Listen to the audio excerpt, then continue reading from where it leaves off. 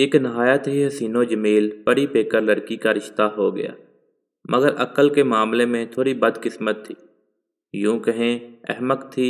رخصتی کے وقت والدہ نے نصیحت کی کہ بیٹا تیرے منہ سے بدبو آتی ہے، لہذا سسرال میں منہ بند رکھنا، کسی سے بات بھی نہ کرنا، حتیٰ کہ شوہر سے بھی۔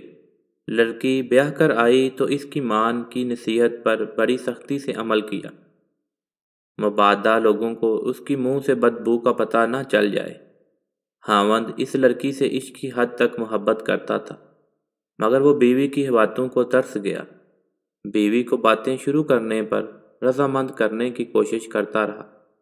آخرکار ایک دن لڑکی مان گئی اور اسے اپنے خاوند پر رحم آ گیا۔ شوہر کے پوچھنے پر کہا، کیا گونگی ہو؟ لڑکی نے جواب دیا، نہیں میں گونگی نہیں، مگر میری ماں نے کہا تھا کہ تیرے منہ سے بدبو آتی ہے، لہذا سسرال میں باتیں نہ کرنا۔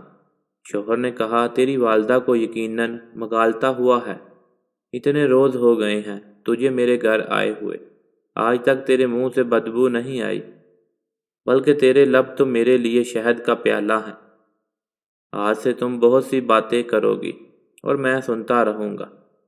لڑکی بہت خوش ہوئی اور اس نے اپنی ازواجی زندگی کی پہلی بات شروع کی اور شوہر سے پوچھا، جب آپ مر جائیں گے تو میں دوسرا نکاح کس سے کروں گی؟ شوہر نے فوراً اس کے منہ پر ہاتھ رکھ کے کہا، چپ رہو، تیری ماں نے بالکل ٹھیک کہا تھا، تیرے منہ سے واقعی بدبو آ رہی ہے۔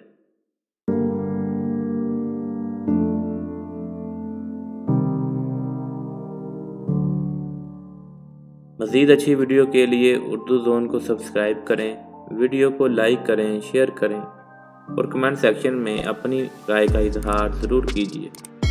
شکریہ، جزاک اللہ۔